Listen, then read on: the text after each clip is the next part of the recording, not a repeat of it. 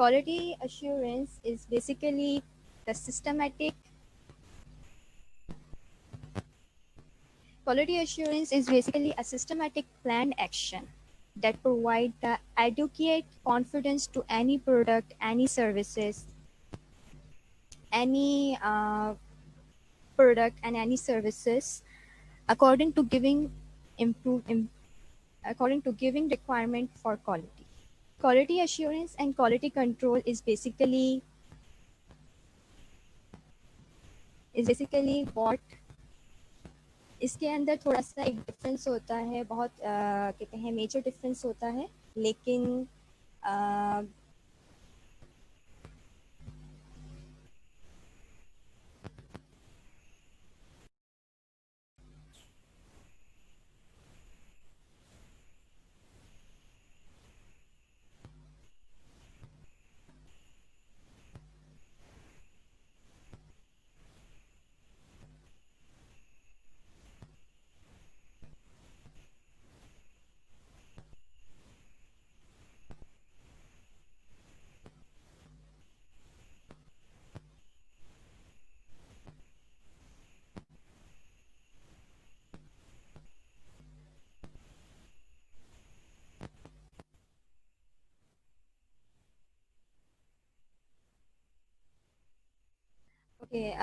मैं यहाँ पे कुछ अनाउंसमेंट करना चाहूँगी before leading towards any more.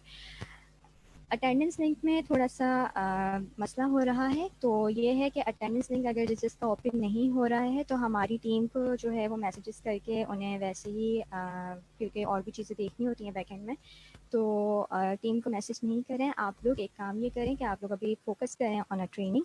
हम लोग आपको अटेंडेंस लिंक नेक्स्ट उस पर सेंड कर देंगे, अटेंडेंस आप लोग फिल कर लीजिएगा। वैसे भी जितने भी हमारे पास रजिस्ट्रेशन आ गई हैं उन सबको जो है वो सर्टिफिकेट हम प्रोवाइड करेंगे।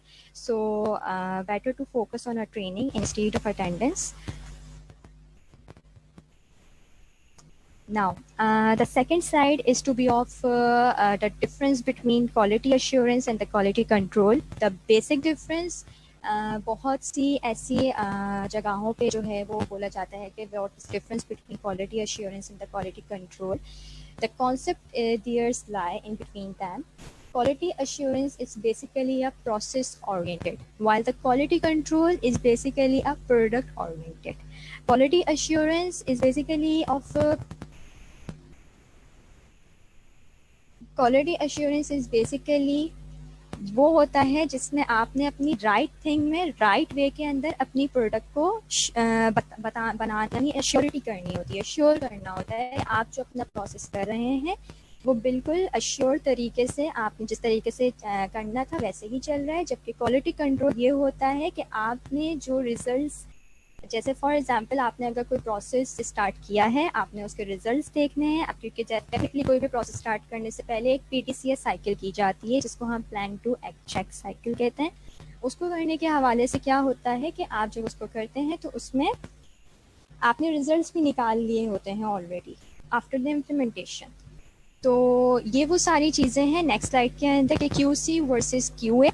For example in quality control there's a product of yours which you manufactured and which you are going to manufacture. Product के बाद आपने उसको जो है जब उसकी प्रोडक्ट को देख लिया है फिर उसकी क्वालिटी एश्योरेंस की तरफ आगे देखेंगे तो उसके पूरे प्रोसेस को एक नज़र सब कुछ फॉलो अप करेंगे। अगर आप रिएक्टिव की तरफ जाते हैं तो क्वालिटी एश्योरेंस में आप प्रोएक्टिव अप्रोच रखते हैं। क्वालिटी कंट्रोल के अंदर अगर आप लाइन फंक्शन के अंदर जाते हैं तो क्वालिटी एश्योरेंस में आपने स्टाफ की जो है वो फंक्शनिंग देखनी होती है। अगर आप क्वालिटी कंट्रोल के अंदर through your risk analysis defects देख रहे हैं तो आपने क्वालिटी एश्योरेंस में उनको प्रिवेंट करने के लिए ऐसे प्रिवेंटिव मेजर्स लेने होते हैं जिसमें आप अपने उस प्रोसेस को या उसके प्रोसेस की क्वालिटी को अश्योर कर सकें। So this is what the difference between the quality control and the quality assurance, the basic concept between the process and product oriented.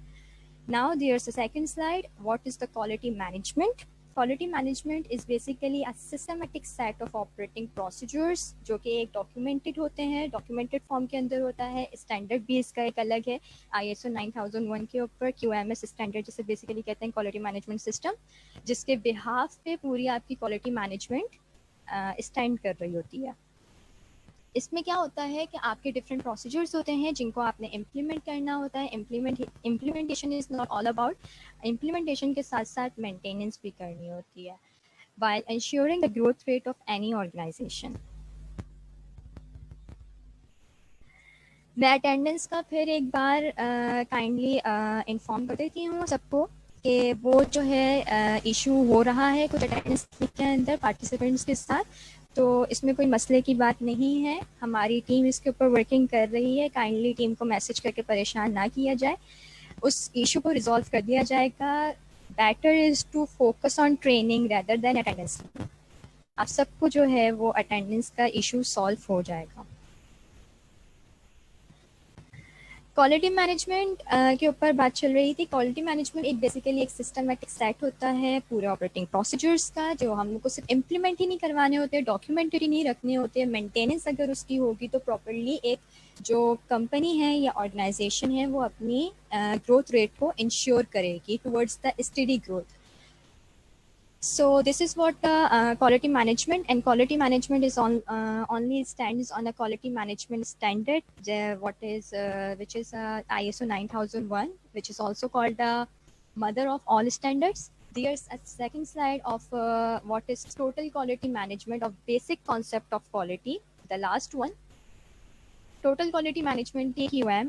TQM is basically consists of organization wide efforts to install and make permanent environment where employees continuously improve the ability to provide on-demand products and services that customers will find of particular value. जिसके अंदर इसमें क्या होता है कि आपका जो quality management होती है उसको ओवरऑल रिव्यू किया जाता है। ये एक बेसिकली मैनेजमेंट अप्रोच होती है जिसपे जो है आपकी जो कस्टमर सेटिस्फिकेशन पे किसी भी कंपनी की या किसी भी ऑर्गेनाइजेशन की सक्सेस डिपेंड कर रही होती है।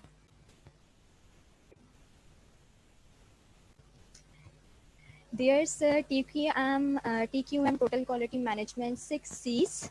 6 C's पे जो है वो टोटल क्वालिटी जो है वो मैनेजमेंट स्टैंड कर रहा होता है। 6 C's क्या होते हैं? पहली जो चीज़ है कमिटमेंट, कि आपकी लीडरशिप कमिटमेंट हो आपके पूरे ऑल ओवर द ऑर्गेनाइजेशन पे।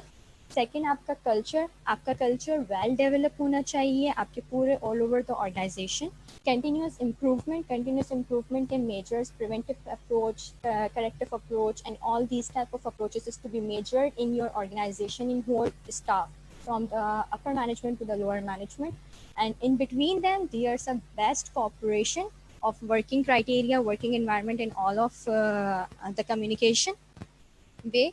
And the second last of C is customer focus. The customer focus is basically stands on a customer satisfaction. And what is the next is to be control. These are the 6 C's of TQM, the total quality management, on which the total quality basically management approach is to be stands.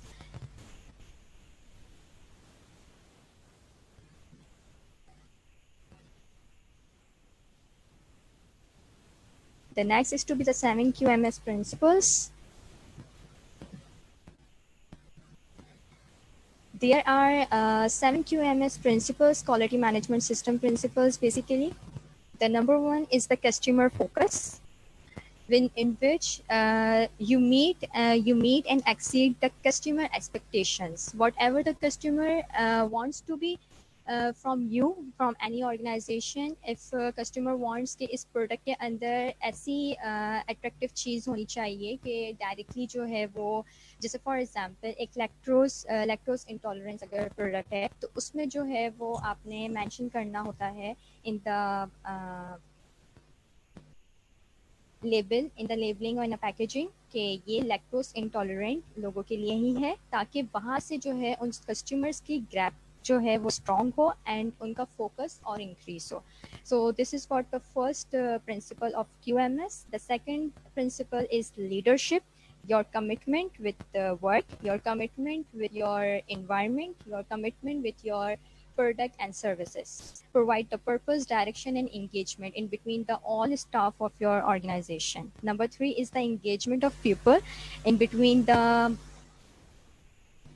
lower management to upper management and upper management to lower management, and is basically the enhancement of their skills and knowledge. Number 4 is the process approach. You have to be about process approach parameters and to understand the process to optimize performance. Number 5 is the improvement. Whichever takes the step regarding the process approach, regarding the customer focus and engagement of people and leadership, there's some on points where you need to be improvement to maintain the current performance and to create the new opportunities for your customers and consumers. Number 6 is the evidence-based decision making, in which you collect the fact, you collect the evidences, you collect the different parameters and all that. And the last one is the relationship management in between your working staff, in between your environment and on the work जिसमें भी आप काम कर रहे हैं, वहाँ पे आपके जो है वो रिलेशनशिप मैनेजमेंट्स जो हैं वो काफ़ी अच्छी होनी चाहिए, क्योंकि अगर आपकी टॉप मैनेजमेंट में जो है वो working environment is strong, so definitely your product and your services and your organization is to be on a top level.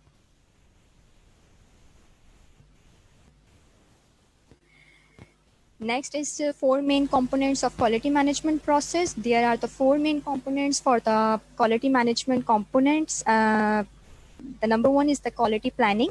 Quality planning is basically determines that quality standards are necessary. Quality standards is of a different kind. इसकी एक बहुत लंबी list है, एक अलग parameter है इसके सबके. क्वालिटी स्टैंडर्ड्स का मैं थोड़ा सा यहाँ पे इन शॉर्ट रिव्यू कर देती हूँ. जैसे हमारे ISO के स्टैंडर्ड्स होते हैं, हमारे हलाल के स्टैंडर्ड्स होते हैं. These all are the quality standards basically which are necessary and provide the guidance. It basically includes stakeholders expectations. Stakeholders यहाँ पे mention किया जा रहा है customers के focus को, कि customers की expectations, उनकी need को जो है वो specifically जो है वो target किया जाए.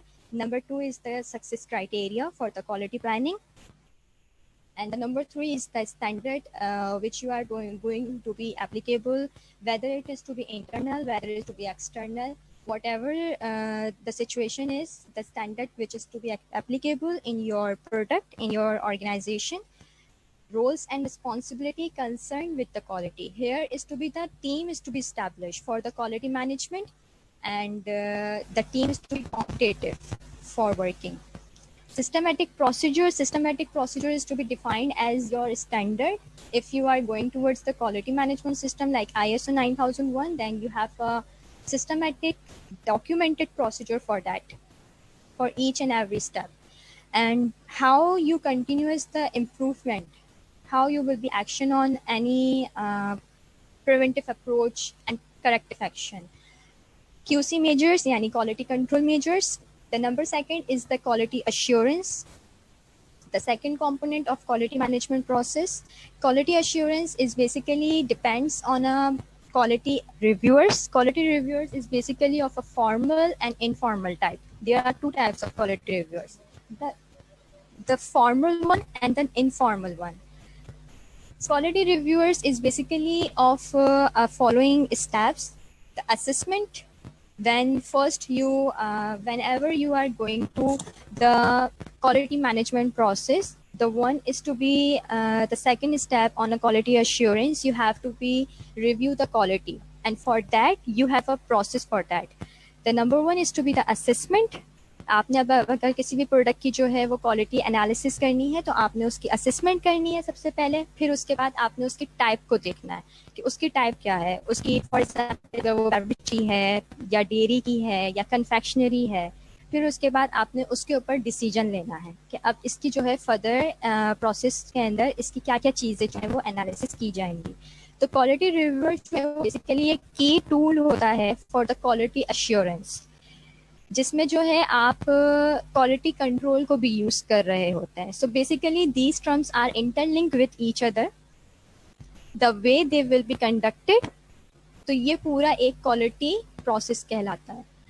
इसके 4 ऑब्जेक्टिव्स होते हैं आफ्टर द रिव्यू. मतलब आपने जब रिव्यू कर लिया है, क्योंकि review quality review is the basic tool for the quality assurance and the important tool. सो इसके कुछ ऑब्जेक्टिव्स हैं, यहाँ पे मैं 4 ऑब्जेक्टिव डिफाइन करूँगी. Number 1 is the provide assurance that project is proceeding according to the design process. अगर for example आपने confectionery का कोई design process बनाया है कि हमारी कैंडी इस प्रोसेस के थ्रू यहाँ से गुजरेगी, तो वो आपका अश्योर होना चाहिए कि वैसे ही जिस तरह डिज़ाइन किया गया है ऐसे ही अकॉर्डिंग टू द प्लान चलेगी. The second is to be the major effectiveness of a design plan. उसके अगेंस्ट एक मेजर इफेक्टिव प्लान और क्या बनाना है, उसके इफेक्टिव मेजर्स क्या होंगे. The number is 3 to be the lessons you captured from the assurance while you assure the effectiveness of your design plan. तो उससे आपने क्या लेसन गेन किया है, अगर वहाँ पे कोई डिफॉल्ट्स हैं या यहाँ पे कोई रिस्क हैं तो उसके एनालिसिस करने के बाद आपने उसका क्या कहते हैं एनालिसिस के बाद लेसन गेन किया है, वो आपने करना है. And then the last one is the objective is identify non compliance area and OFI. OFI is basically the opportunity for improvement. Quality assurance is basically who covers whole process to ensure not only one particular area but the whole process what is going to be in under the any organization. The number 3 is the quality control. The number 3 main component of QM process is quality control.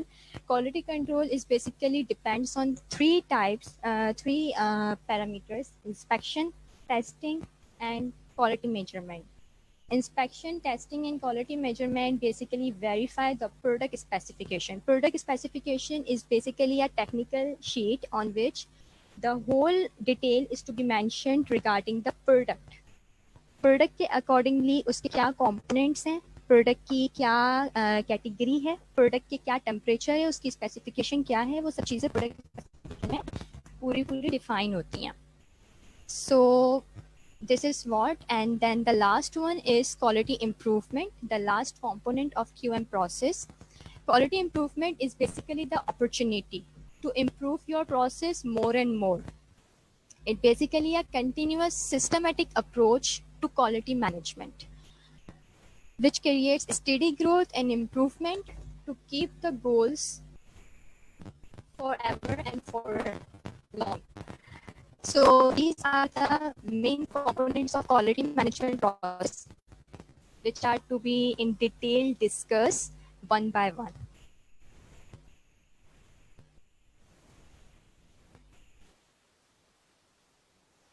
The next is to be the building quality. Building quality is basically a process which which identify the defects which are to be prevented. जो कि आपके अगर for example कोई भी एक ऐसा process है जो चल रहा था, उसके अंदर अगर कोई डिफेक्ट्स नज़र आ गए हैं due to the risk analysis and due to the any contagious and contamination, उसके अंदर कोई चीज़ हो गई है, तो वहाँ पे उसके जो है अगर डिफेक्ट्स नज़र आए हैं तो उसको आपने किस तरीके से प्रिवेंट करना है, उसकी इम्प्लीमेंटेशंस क्या होंगी, वो सारी चीज़ें जो है वो बिल्डिंग क्वालिटी में डिफाइन हुई हुई होती हैं कि उसकी जो है प्रिवेंट रीअकरेंस किस तरीके से की जाएगी.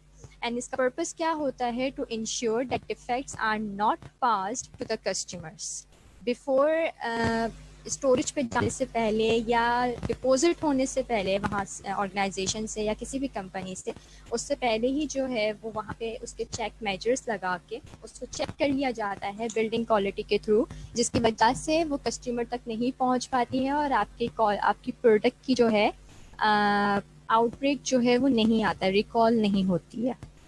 Then there are some few elements regarding the building quality.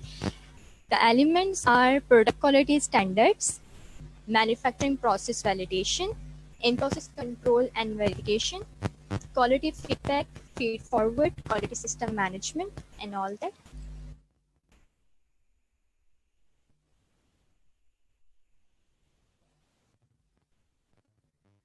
Again, मेरे पास टीम की तरफ से मैसेजेस आ रहे हैं कि इट्स अ गुड अपॉर्चुनिटी, जो है वो काफ़ी सारे जो हैं वो पार्टिसिपेंट्स जो हैं उन्हें मैसेजेस कर रहे हैं रिगार्डिंग द अटेंडेंस.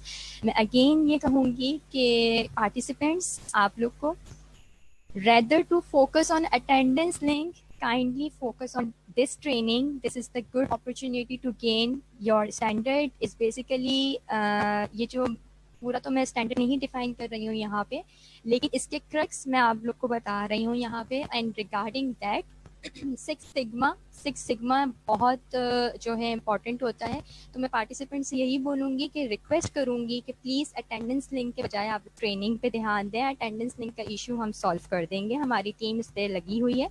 आप लोग जो है फिक्र नहीं करें, आप लोग को अटेंडेंस आप लोग की होगी, मसले की बात नहीं है, आप लोग की अटेंडेंस होगी. आप लोग जो हैं अभी फ़िलहाल ट्रेनिंग के ऊपर फोकस करें.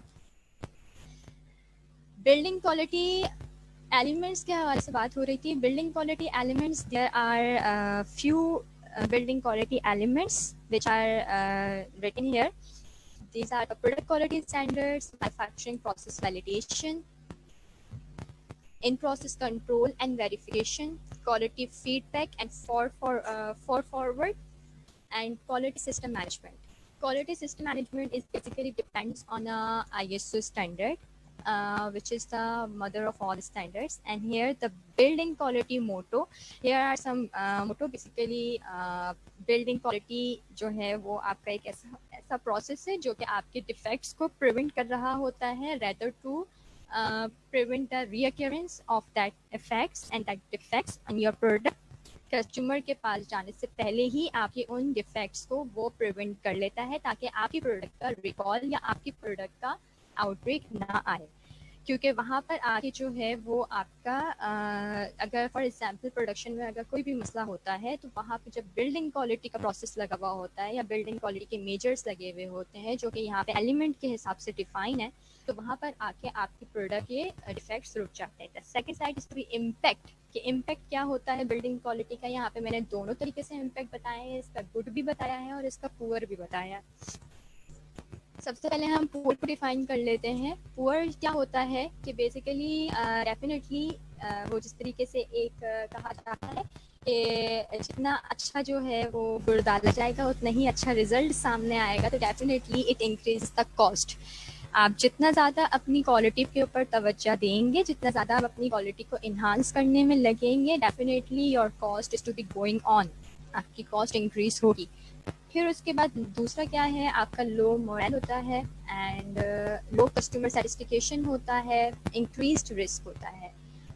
ठीक है, आपकी अगर क्वालिटी जो है वो पुअर होगी तो डेफिनेटली ये सब चीज़ें जो हैं वो आपके साथ होंगी. अगर आपकी क्वालिटी गुड होगी किसी प्रोडक्ट की तो आपका प्रोडक्ट भी एफिशिएंट जाएगा, आपकी इंस्पेक्शन भी कम होगी, आपका जो है जो रीवर्क का यानी मतलब अगर फॉर एग्जांपल डिफेक्ट आ जाता है तो फिर अगेन ट्रेसेबिलिटी के थ्रू जो है वो पूरा प्रोसेस अगेन करना होता है. तो आपका जो है वो जो काम करने का बर्डन है वो कम हो जाएगा अगर आपकी क्वालिटी अच्छी होगी. उसके बाद less cost for non conformance, NCs के टारगेट्स जो हैं वो आपके पास कम होंगे during the audit, during the inspection. अगर आपकी क्वालिटी या आपकी प्रोडक्ट की क्वालिटी, आपकी ऑर्गेनाइजेशन की इन्वायरमेंट की क्वालिटी अच्छी होगी. तो ये सारे जो हैं वो इम्पैक्ट्स हैं बिल्डिंग क्वालिटी के. पुअर भी डिफाइन किए गए हैं और गुड भी किए गए हैं.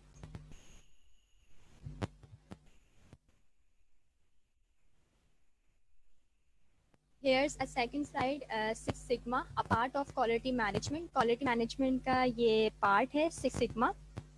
Six Sigma बहुत important है quality management का और इसका जो है वो link बनता है towards, इसका लिंक बनता है टूवर्ड्स TQM. TQM जैसा पहले से डिफाइन किया गया है, टोटल क्वालिटी मैनेजमेंट, जो कि एक मैनेजमेंट अप्रोच होती है for long term success through customer satisfaction. ये उसी का ही जो है वो बहुत इम्पॉर्टेंट पार्ट है. और सिक्स सिग्मा को जो है वो कोई भी अगर इसकी बेसिकली ये बहुत लॉन्ग अप्रोच वाला टॉपिक है. इसके फ्यू वर्ड्स में यहाँ पे डिफाइन करूँगी, इन डिटेल नहीं करूँगी. एंड इसकी जो है सिक्स सिग्मा इज बेसिकली इसके और भी फ्यू बेल्ट्स होती हैं. बेसिकली इसकी येलो बेल्ट होती है, पहले वाइट बेल्ट होती है, फिर येलो बेल्ट होती है, फिर ब्लैक बेल्ट होती है और एक फिर लार्ज ब्लैक बेल्ट होती है. तो ये तमाम चीज़ें होती हैं, इसका पूरा एक कोर्स होता है अलग से. इंशाल्लाह GHS इसकी प्लानिंग कर रहा है इसके फुल कोर्स की और बहुत जल्द जो है वो अनाउंस भी करेगा. फिलहाल इसके फ्यू ट्रिक्स यहाँ पे मैं डिफाइन करूँगी regarding the six sigma. Six sigma जो है वो बहुत पावरफुल ब्रेक थ्रू होता है मैनेजमेंट टूल। ये बहुत इम्पॉर्टेंट और बहुत पावरफुल मैनेजमेंट टूल होता है जो कि किसी भी अगर इंडस्ट्री में अप्लाई किया जाता है या किसी भी ऑर्गेनाइजेशन में अप्लाई किया जाता है तो बहुत उसकी जो प्रोडक्ट के चांसेस हैं या उसकी प्रोडक्ट की क्वालिटी है वो बहुत बूस्ट लेवल पे जाती है। तो यहाँ पे इसका एक शॉर्ट कोटेशन यहाँ मैंने मेंशन करी है, the most powerful breakthrough management tool ever devised. ये बहुत ही पावरफुल किस्म की डिवाइस जो है वो की गई थी लेट 1919 के अंदर। और यहाँ पे मैंने इसको फ्यू डिफाइन किया है। What six sigma called, six sigma क्या कहलाता है? It basically a set of techniques and tools for process improvement.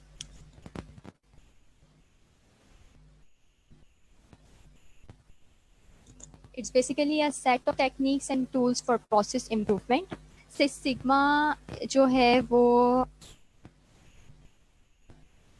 काफ़ी सारी इंडस्ट्रीज़ में अप्लाई हो भी रहा है और काफ़ी सारी इंडस्ट्रीज़ इसकी तरफ जा भी रही हैं। तो सिक्स सिग्मा जो है वो वैसे तो बहुत हाई लेवल अप्रोच पे जो है वो अप्लाई किया जाता है। सिक्स सिग्मा जो है वो बेसिकली इम्प्रूव कर रहा होता है आपके प्रोसेस की क्वालिटी को, आपके प्रोसेस के आउटपुट्स को, जो कि अगर आपने इनपुट डाले हैं डेफिनेटली आप अगर अपने प्रोसेस को कंटिन्यू कर रहे हैं तो उसके कुछ आउटपुट्स होंगे। उन आउटपुट्स को वो आइडेंटिफाई करता है और अगर कोई डिफेक्ट्स आते हैं तो उनको जो है वो रिमूव करने की वहाँ पे इम्प्लीकेशंस करवा रहा होता है। सिक्स सिग्मा के कुछ मेजर इफेक्ट्स होते हैं, कुछ मेजर पैरामीटर्स हैं, उनको फर्दर मोर आगे स्लाइड्स के अंदर डिफाइन किया जाएगा। सिक्स सिग्मा जो है वो एक टेक्निक्स और टूल्स का सेट है जो कि आपके जो है वो प्रोसेस को और इम्प्रूवमेंट की तरफ लेके जा रहा होता है। इसके जो फादर हैं सिक्स सिग्मा के वो मिस्टर बिल स्मिथ हैं, जिन्होंने सिक्स सिग्मा को जो है वो इंट्रोड्यूस किया था। और ये फर्स्ट टाइम जो इंट्रोड्यूस हुआ था ये किसी फूड इंडस्ट्री में इंट्रोड्यूस नहीं किया गया था। इसको फूड इंडस्ट्री में लेटर ऑन जो है वो बाद में इंट्रोड्यूस किया गया था, लेकिन सबसे पहले जो है ये मोटरोला इंडस्ट्री के अंदर यूज़ किया गया था सिक्स सिग्मा। और इसको फिर जब इसके इफ़ेक्ट्स देखे कि इसके इफ़ेक्ट्स बहुत अच्छे आ रहे हैं तो फर्दर मोर ये फूड प्रोडक्शन एरियाज़ के अंदर सिक्स सिग्मा को इन अ क्वालिटी मैनेजमेंट के अंदर जो है वो अप्लाई किया गया है।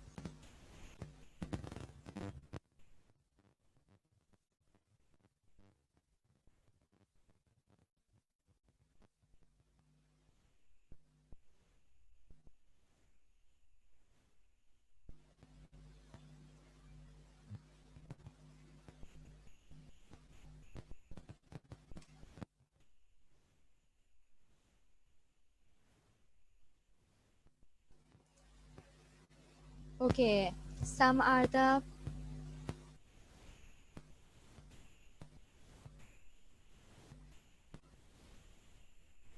here are the some objectives for the Six Sigma.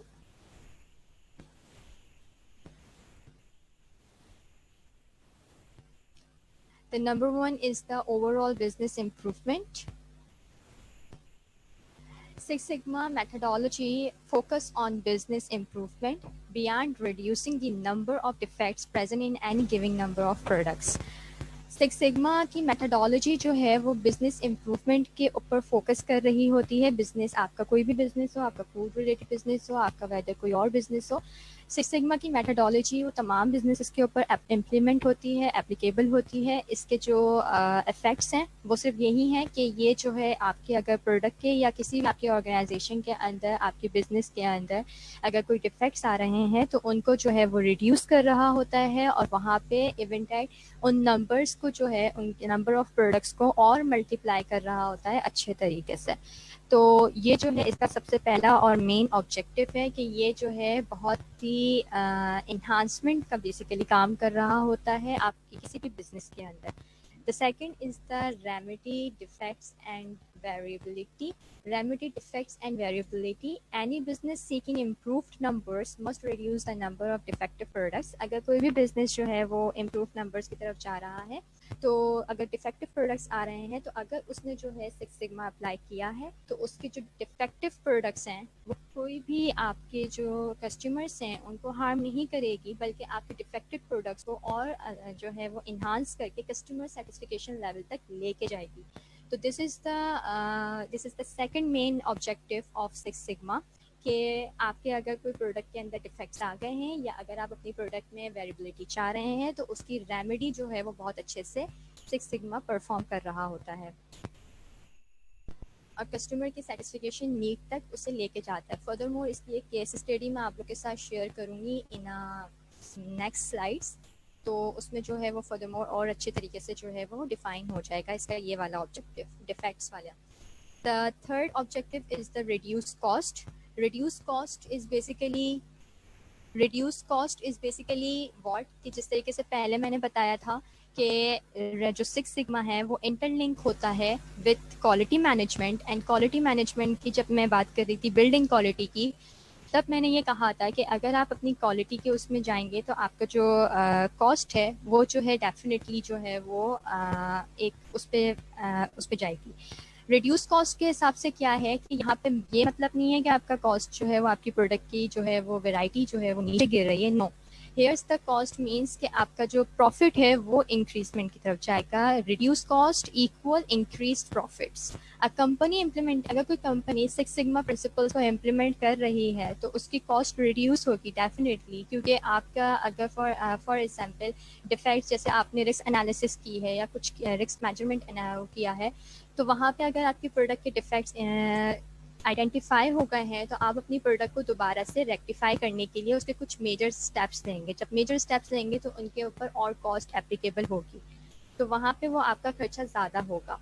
Behind this, अगर आपने सिक्स सिग्मा प्रिंसिपल्स को अप्लाई किया हुआ है, सिक्स सिग्मा स्टेप्स को अप्लाई किया हुआ है, तो आपके वो डिफेक्ट्स रुक जाएंगे और उन डिफेक्ट्स की कॉस्ट को आप कहीं और अच्छे तरीके से यूटिलाइज कर सकते हैं. तो this is what the objective mean. The second objective is the improved cycle time.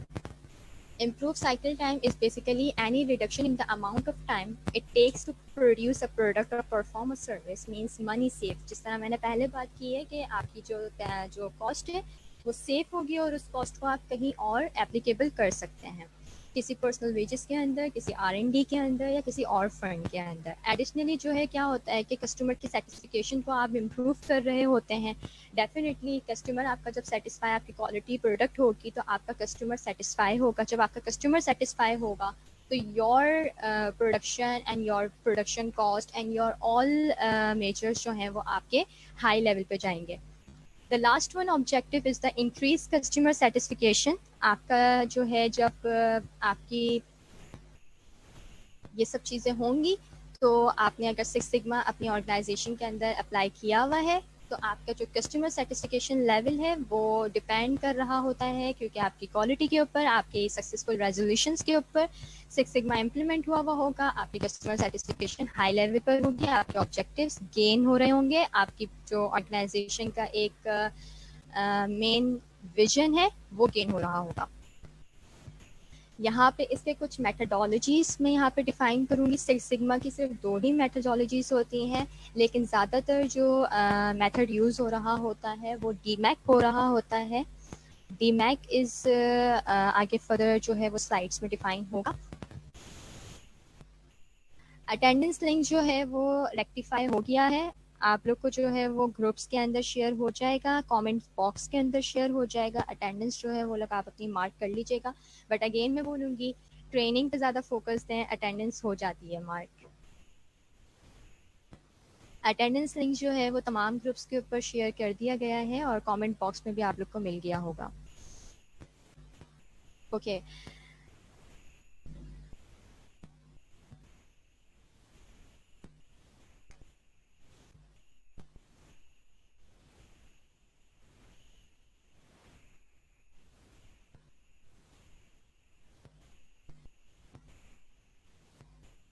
Six sigma की मेथडोलॉजीज जो होती हैं वो दो ही होती हैं, इनके दो प्रोजेक्ट्स होते हैं सिक्स सिग्मा के। सिक्स सिग्मा की जो मेथडोलॉजी है वो दो तरीके से डिफाइन हुई हुई थी, लेकिन सबसे ज़्यादा जो यूज़ हो रहा होता है वो डीमैक प्रोसेस यूज़ होता है।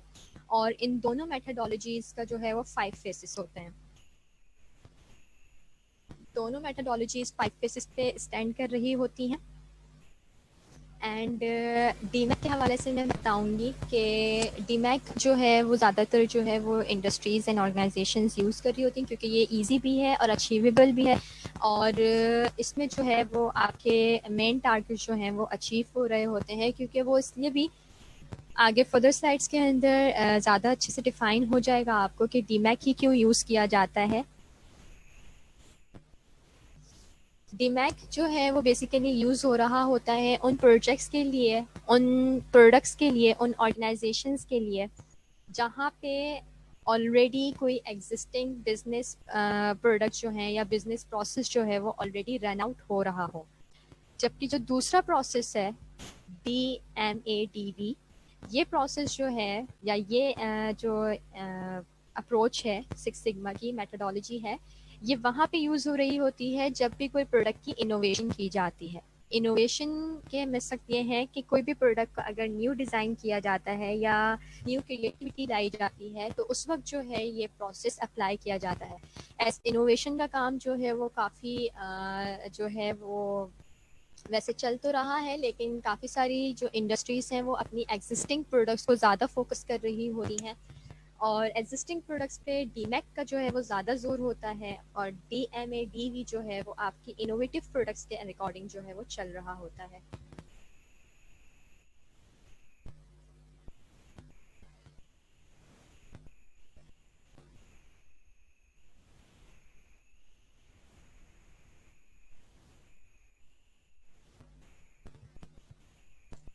डीमैक डीमैक जो है वो 5 फेजेस, जिस तरह मैंने बताया कि दोनों जो इसकी मेथडोलॉजीज हैं, चाहे वो डीमैक हो या DMADV हो, ये दोनों मेथडोलॉजीज 5 फेजेस के ऊपर स्टैंड कर रही होती हैं। इन दोनों के 5 फेसेस होते हैं। डीमैक को पहले हम पढ़ लेंगे इन डिटेल, फिर उसके बाद हम दूसरी मेथडोलॉजी के ऊपर आएंगे, दूसरी मेथडोलॉजी के 5 फेसेस को पढ़ेंगे।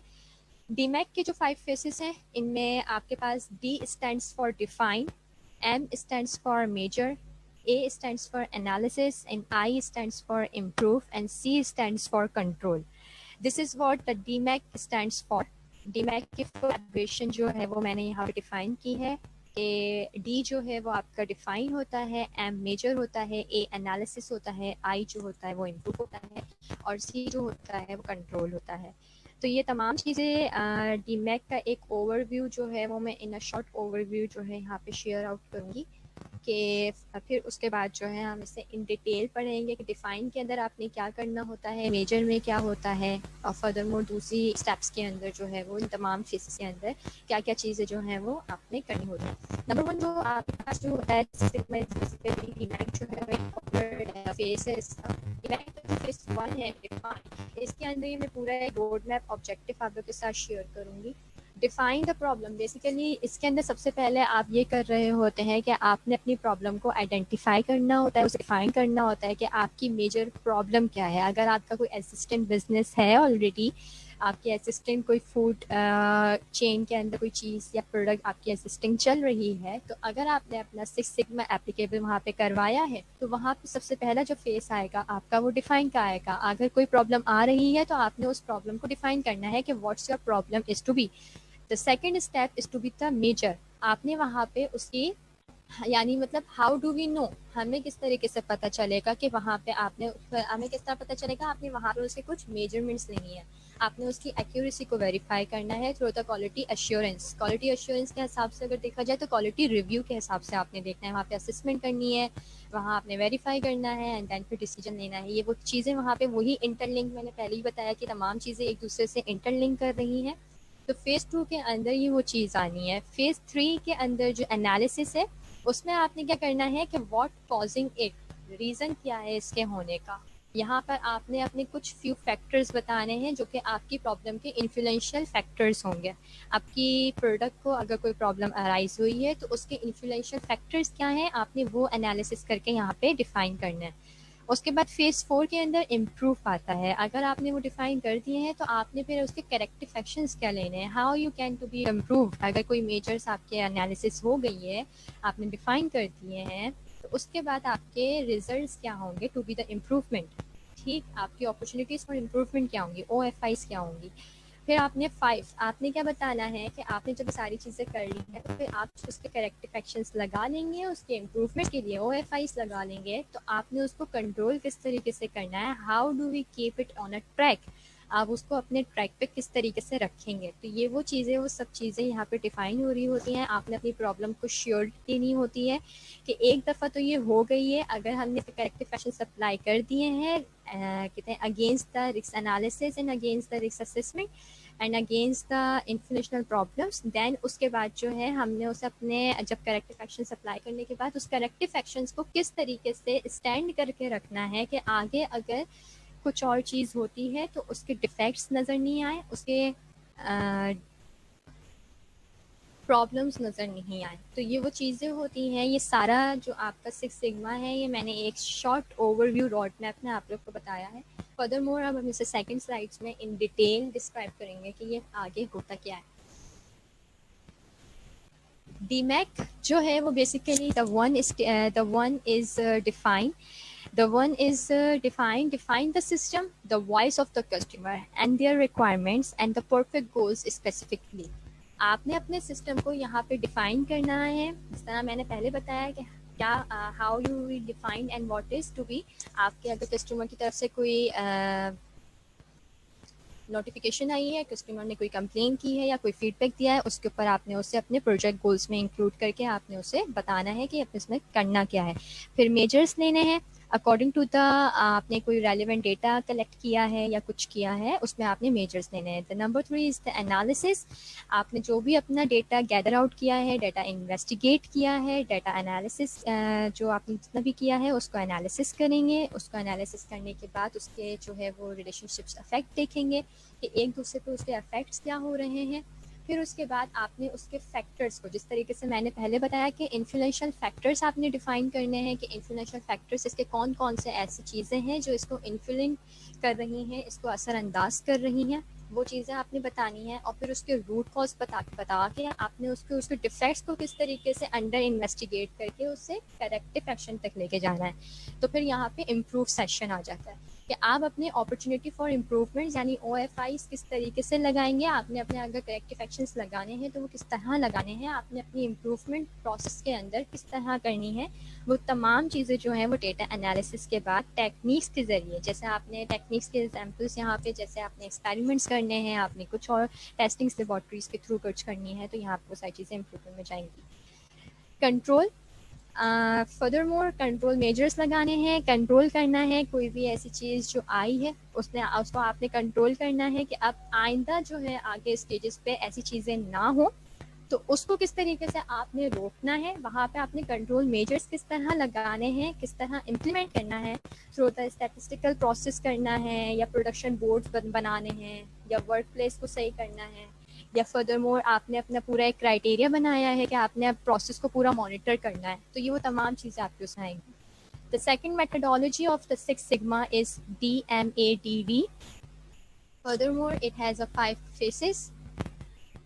The 5 phases is to be defined as the same as DMAC, define, measure, analysis, पर लास्ट के I और C की जगह डिज़ाइन और वेरीफाई आ जाता है। ठीक है, तो यहाँ पे जो है वैसे ही चीज़ें आपने करनी है, डिफ़ाइन के अंदर भी आपने वही करना है कि अपने गोल्स, अगर क्योंकि DMADV जो है वो बेसिकली उस वक्त बन रहा होता है, उस वक्त एप्लीकेबल होता है 6 सिग्मा का मेथडोलॉजी, सेकंड मेथडोलॉजी उस वक्त एप्लीकेबल होती है जब आप अपनी प्रोडक्ट की कोई भी इनोवेशन करने जा रहे हो या आपने अपने बिजनेस के अंदर कोई इनोवेशन करनी हो।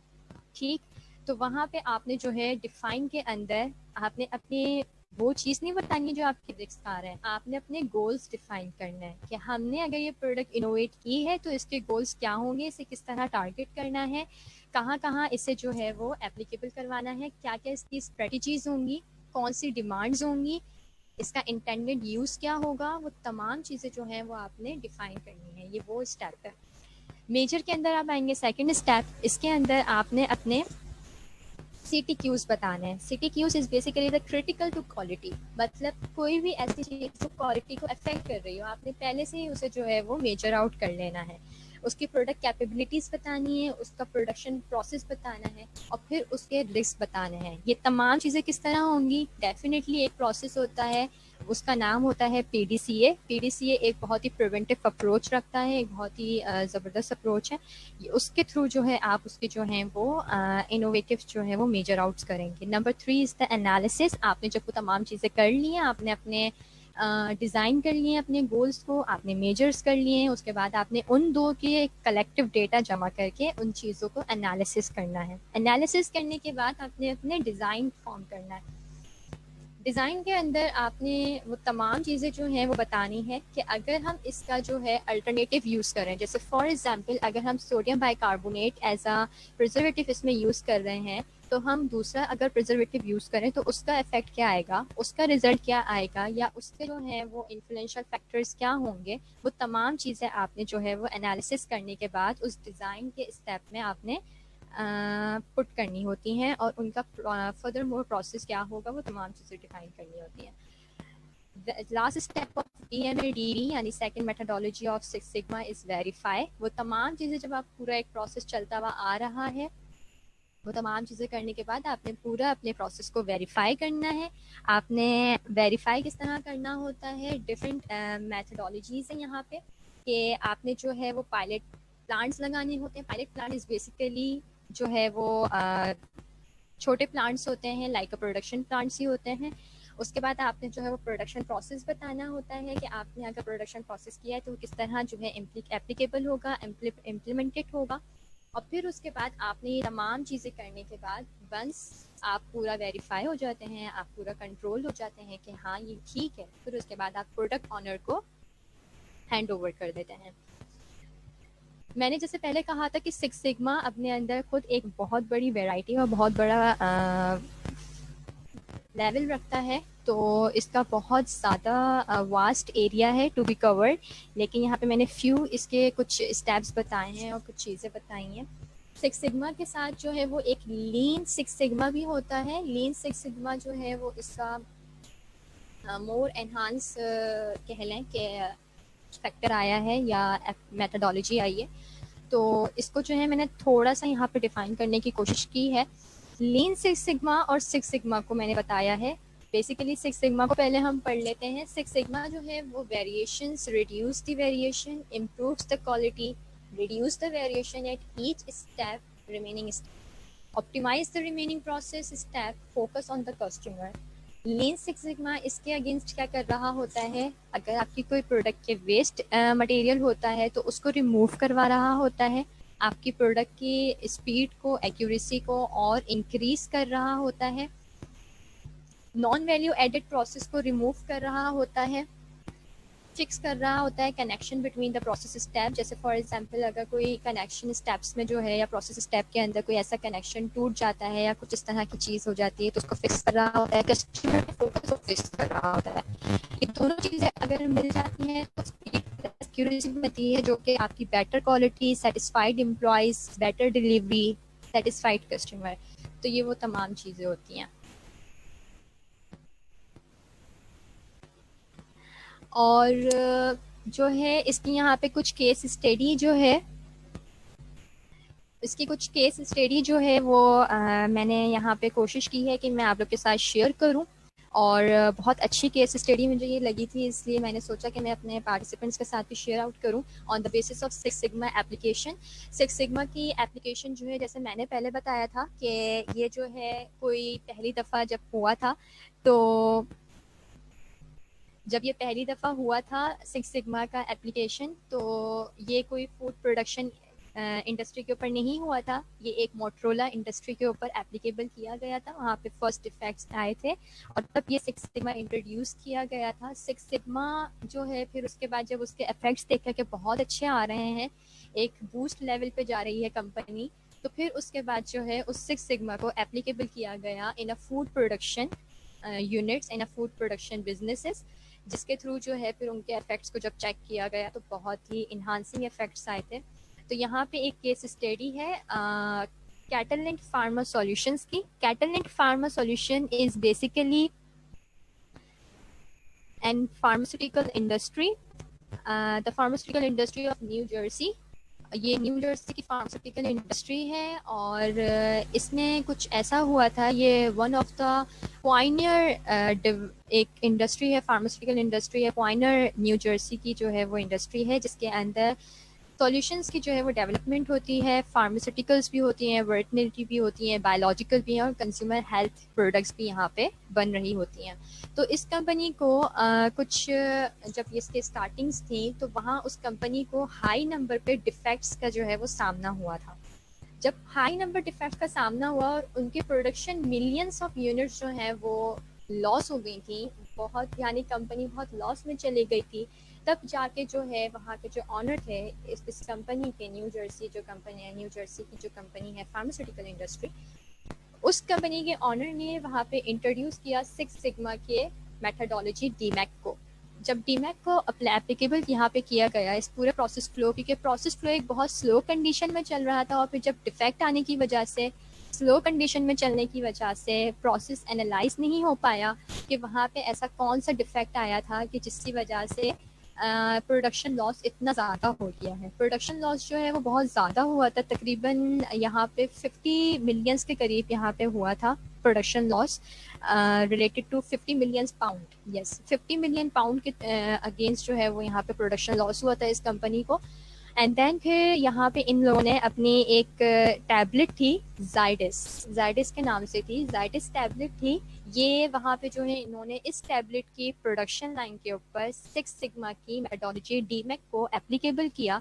और जब एप्लीकेबल किया तो वहाँ पे इन लोगों को रिजल्ट्स बहुत ही आउटस्टैंडिंग मिले और बहुत ही आउटवास्टेड मिले कि इतने के इन लोग की जो प्रोडक्शन लाइन थी वो बहुत ज़्यादा इंक्रीजमेंट की तरफ चली गई थी.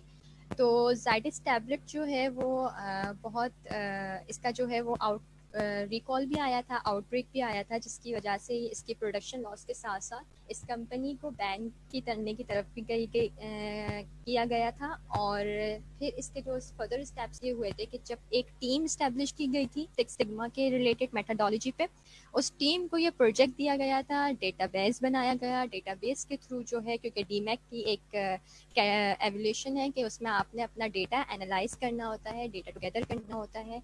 विद इन 2 वीक्स एप्लीकेबल के बाद ही जो है उनकी जो कंपनी है उन्होंने अपने 2 बैजेस को, जो कि 50,000 पाउंड्स के करीब जो है वो वर्थ रखते थे, उनको जो है वो प्रिवेंट कर लिया फ्रॉम द लॉस. और इस केस स्टडी से जो है वो पता ये चल रहा है कि यहाँ पे जो सिक्स सिग्मा है वो आपके लॉस को किस तरीके से प्रिवेंट कर रहा होता है, आपकी मनी को सेव कर रहा होता है. सिर्फ मनी और लॉस को ही प्रिवेंट नहीं कर रहा होता, बल्कि आपकी जो एक मार्केट के अंदर साख बनी हुई होती है, एक आपकी वैल्यू जो बनी हुई होती है कंपनी की, उसको प्रिवेंट कर रहा होता है, डिफेक्ट्स को प्रिवेंट कर रहा होता है. तो सिक्स सिग्मा की बहुत सारी